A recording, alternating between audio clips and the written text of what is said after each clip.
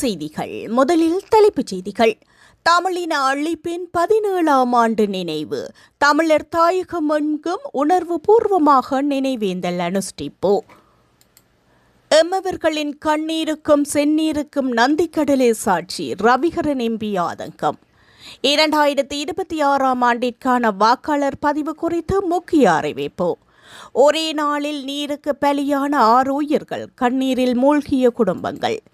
முள்ளிவாய்க்காலில் இனத்தின் ரத்தத்தை பாய்ச்சி உயிர் பறித்தார்கள். இயக்குனர் ராஜேந்திரன் ஆதங்கம்.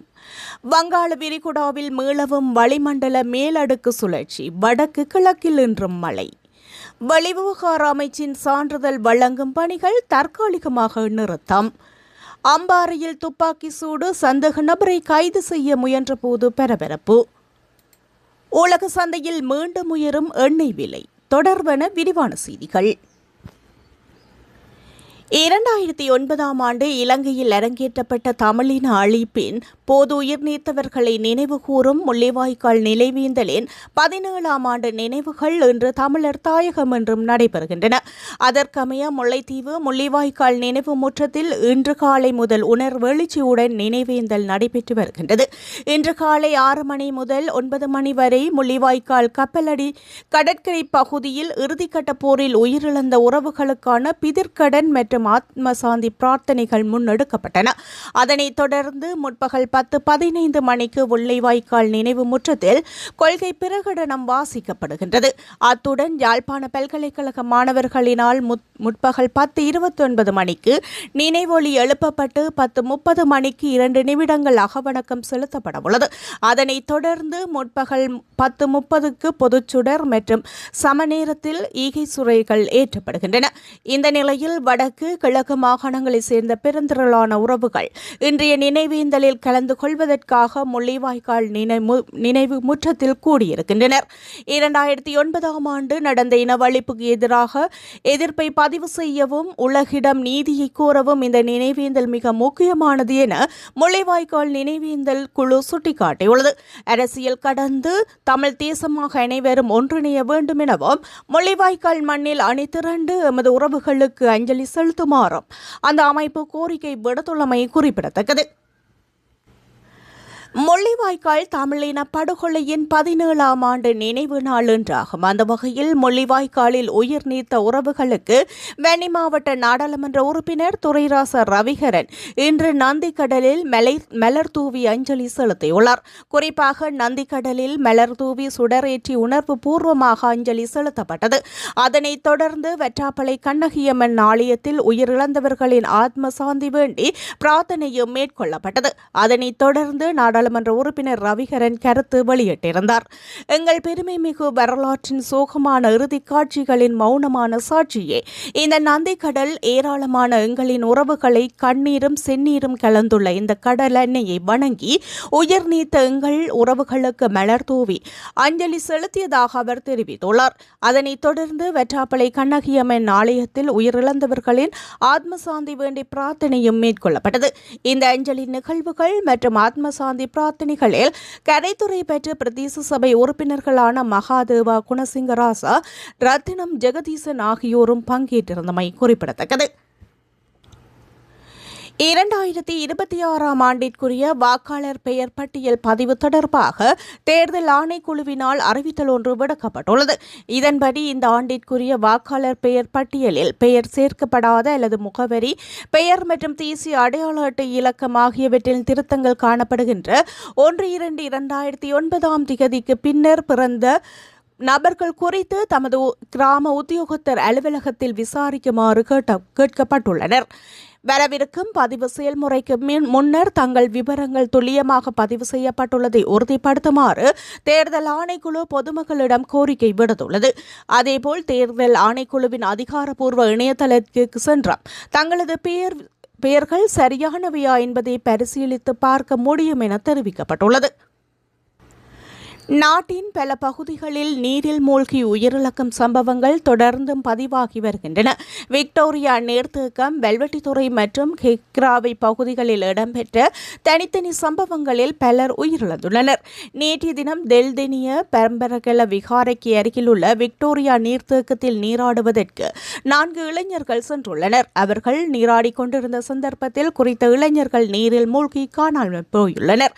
இதனையடுத்து பிரதேச மக்களுடன் போலீசார் இணைந்து தேடுதல் நடத்திய நிலையில் ஒருவர் பாதுகாப்பாக மீட்கப்பட்டதுடன் ஏனைய 3 சடலங்களும் மீட்கப்பட்டுள்ளதாக அறிவிக்கப்பட்டுள்ளது.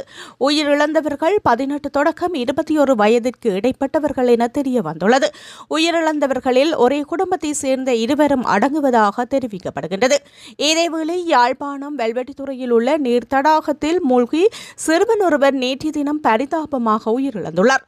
சிறு வயதில் தந்தையை இழந்த குறித்த சிறுவன் தாயாரின் அரவணைப்பில் வளர்ந்து வந்த நிலையில் இந்த சம்பவம் இடம்பெற்றுள்ளது. பருத்தித்துறை புலோலி மேற்கு பகுதியை சேர்ந்த 16 வயதுடைய திலீபன் சந்தோஷ் என்ற சிறுவனே இவ்வாறு உயிரிழந்தார். அவரது சடலம் பருத்தித்துறை ஆதார வைத்தியசாலையில் உடற்கூற்று சோதனைக்காக வைக்கப்பட்டுள்ளது. சம்பவம் தொடர்பான மேலதிக விசாரணைகளை வெல்வெட்டித்துறை போலீசார் மேற்கொண்டு வருகின்றனர். மேலும் அனுராதபுரம் கெக்கிராவை சமகிம பகுதியில் உள்ள கைவிடப்பட்ட கல்குவாரி ஒன்றில் நீராட சென்ற ஒரே குடும்பத்தை சேர்ந்த 2 சகோதரர்கள் நேற்று பிற்பகல் நீரில் மூழ்கி உயிரிழந்துள்ளனர். கப்புத்தாளை பகுதியை சேர்ந்த 39 மற்றும் 41 வயதுடைய ஒரே குடும்பத்தை சேர்ந்த 2 சகோதரர்களை இவ்வாறு உயிரிழந்துள்ளதாக போலீசார் தெரிவித்துள்ளனர். வாய்க்கால் வரப்பு வழியே நீர்ப்பாய்ச்சி பயிர் வளர்ப்பார்கள். ஆனால் முள்ளிவாய்க்காலிலும் இனத்தின் இரத்தத்தையும் செந்நீரையும் பாய்ச்சி உயிரை பறித்தார்கள் என தென்னிந்திய பிரபல இயக்குனர் டி. ராஜேந்திரர் உருக்கமாக தெரிவித்துள்ளார். முள்ளிவாய்க்கால் நினைவேந்தல் குறித்து கருத்து தெரிவிக்கையில் அவர் இவ்வாறு தெரிவித்துள்ளார். இது ஒரு துக்க தினம், இது ஒரு கருப்பு தினம், எமது இதயத்தை ரணமாக்கிய ஒரு தினம். அன்று எமது இனம் எப்படி துடிதுடித்திருக்கும், எப்படி வேதனைப்பட்டிருக்கும். அந்த உறவுகளின் ஆத்மாக்கள் சாந்தியடைய வேண்டும் என்று இறைவனை பிரார்த்திக்கின்றேன். ஈழமென்றும் மலரும் என்றும் எனது மனம் தினம் தினம் ஏங்குகின்றது. தமிழக வெற்றிக் கழகத்தின் தலைவர் நண்பர் விஜய் ஒரு இக்கட்டான கட்டத்தில் இருக்கின்றார் என்றவுடன் காங்கிரஸ் கரம் நீட்டுகிறது என்றவுடன் இன்று திமுக கவலைப்படுகிறது. இதே காங்கிரஸ் தானே அன்று எமது ஈழ தமிழர்களுக்கு துரோகம் செய்தார்கள். அப்பாவி தமிழர்களை கொன்று குவித்து சிங்கள இராணுவத்திற்கு துணை போனார்களே எப்படி? என்னுடைய தொப்புள் கொடி பந்தங்களுக்கு அந்த துன்பத்தை அள்ளி கொடுத்தார்களே எப்படி? முள்ளிவாய்க்காலில் அன்று இரத்த ஆறினை ஓட விட்டவர்களே எப்படி என ஆதங்கத்துடன் தெரிவித்துள்ளார். இதேவேளை யுத்தம் முடிவடைந்து 17 ஆண்டுகளாகியும் முள்ளிவாய்க்கால் மண்ணில் இனப்படுகொலை செய்யப்பட்ட எமது ஈழத்தமிழ் உறவுகளுக்கு இதுவரை நீதி கிடைக்கவில்லை என தென்னிந்திய பிரபல திரைப்பட நடிகர் நிழல்கள் ரவி கவலை வெளியிட்டுள்ளார். எதிர்வரும் 30ஆம் திகதிக்கிடையில் மீளவும் ஒரு வளிமண்டலவியல் மேலடுக்கு சுழற்சி வங்காள விரிகுடாவில் உருவாகும் வாய்ப்புள்ளதாக யாழ் பல்கலைக்கழகத்தின் பேராசிரியர் நாகமுத்து பிரதீபராஜா எதிர்வு கூறியுள்ளார். அத்துடன் இதன் உறுதித்தன்மையை அடுத்த சில நாட்களின் பின்னரே குறிப்பிட முடியும் எனவும் அவர் கூறியுள்ளார். இன்று முல்லைத்தீவு, வவுனியா, கிளிநொச்சி, திருகோணமலை, மட்டக்களப்பு, அம்பாறை, பதுளை, கொழும்பு, களுத்துறை, கம்பகா, குருநாகல் மாவட்டங்களுக்கு மிதமான மழை கிடைக்கும் வாய்ப்புள்ளது. இதேவேளை 2026 தென்மேற்கு பருவக்காற்றின் உடைவு இலங்கையின் நிலப்பகுதிகளை நாளை மறுதினமே நிகழவுள்ளது. இவ்வருட தென்மேற்கு பருவக்காற்று மழை இலங்கையின் சராசரியை அண்மித்ததாகவே கிடைக்கும் வாய்ப்புள்ளது. சராசரியை விட 5 தொடக்கம் 10% குறைவாகவும் அமையலாம். மாதங்களின் அடிப்படையில் ஜூன், ஜூலை மாதங்களில் சராசரியை விட சற்று கூடுதலான அளவில் மழையை பெறும் வாய்ப்புள்ளது. ஆனால் ஆகஸ்ட் மற்றும் செப்டம்பர் மாதங்களில் சராசரியை விட குறைவான அளவு மழைவீழ்ச்சி பெறும் வாய்ப்புள்ளது. வளைமை போன்ற இம்முறையும் தென்மேற்கு பருவக்காற்று காலத்தில் இலங்கையின் சப்ரகமுவ, தெற்கு, மேற்கு, வடமேற்கு மாகாணங்கள் 3 காலப்பகுதிகளில் அதீத மழையுடன் கூடிய வெள்ள அனர்த்தங்களுக்கான வாய்ப்பை கொண்டுள்ளன. வெளிவிவகார அமைச்சின் மின்னணு ஆவண சான்றளிப்பு முறைமையில் ஏற்பட்டுள்ள அவசர தொழில்நுட்ப கோளாறு காரணமாக அனைத்து ஆவண சான்றளிப்பு சேவைகளும் மறு அறிவித்தல் வரை தற்காலிகமாக நிறுத்தப்பட்டுள்ளன.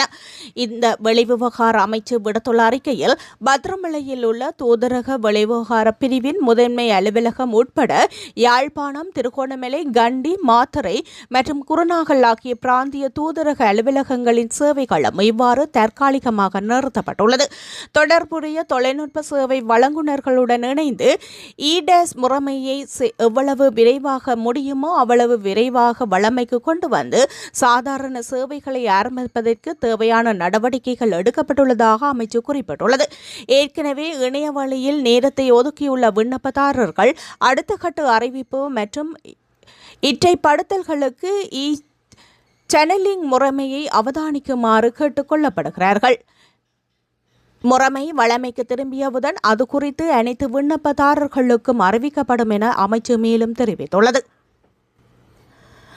அம்பாறை போலீஸ் பிரிவிற்குட்பட்ட பகுதியில் சட்டவிரோத மதுபான விற்பனையுடன் தொடர்புடைய ஒருவரை கைது செய்து சென்றபோது துப்பாக்கி சூட்டு சம்பவம் இடம்பெற்றுள்ளது. நேற்றிரவு இந்த சம்பவம் இடம்பெற்றுள்ளதாக போலீசார் தெரிவித்துள்ளனர். போலீஸ் விசேட அதிரடிப்படையினர் மேற்கொண்ட சோதனை நடவடிக்கையின் போது சந்தேக நபர் உத்தியோகத்தர்களின் கடமைக்கு இடையூறு விளைவித்து அவர்கள் மீது தாக்குதல் நடத்த முயன்றதாக கூறப்படுகின்றது. இதனைத் தொடர்ந்து சந்தேக நபர் கைது செய்யப்பட்டு வைத்தியசாலையில் அனுமதிக்கப்பட்ட நிலையில் அங்கிருந்து அவர் தப்பி சென்றுள்ளார். பின்னர் நடமாடும் கண்காணிப்பு பணியில் ஈடுபட்டிருந்த போலீஸ் உத்தியோகத்தர் ஒருவர் சந்தேக நபரை மீண்டும் கைது செய்ய முற்பட்ட போது அவர் அந்த உத்தியோகத்தரின் துப்பாக்கியை பறிக்க முயன்றதாக தெரிவிக்கப்படுகின்றது. இதனால் ஏற்பட்ட பதட்டம் சூழ்நிலையில் சந்தேக நபர் மீது துப்பாக்கி சூடு நடத்தப்பட்டதாக காயமடைந்த அவர் மீண்டும் வைத்தியசாலையில் அனுமதிக்கப்பட்டுள்ளதாகவும் போலீசார் தெரிவித்துள்ளனர். இந்த சம்பவத்தில் போலீஸ் உத்தியோகத்தர் ஒருவரும் காயமடைந்து வைத்தியசாலையில் சிகிச்சை பெற்று வருவதாக தெரிவிக்கப்பட்டுள்ளது. சம்பவம் தொடர்பான மேலதிக விசாரணைகளை போலீசார் மேற்கொண்டு வருகின்றனர். உலக சந்தையில் மசகு எண்ணெய் விலை இன்று மீண்டும் அதிகரிப்பை பதிவு செய்துள்ளது. இதன்படி ஒரு பீப்பாய் ஃப்ரெண்ட் வகை மசகு எண்ணெய் விலை 2.44% உயர்ந்துள்ளதுடன் அதன் புதிய விலை $111.7 அமெரிக்க டாலர்களாக பதிவாகியுள்ளதாக சர்வதேச ஊடகங்கள் செய்தி வெளியிட்டுள்ளன. WTI வகை மசகு எண்ணெய் பீப்பாய் ஒன்றின் விலை $108.32 அமெரிக்க டாலர்களாக பதிவாகியுள்ளது.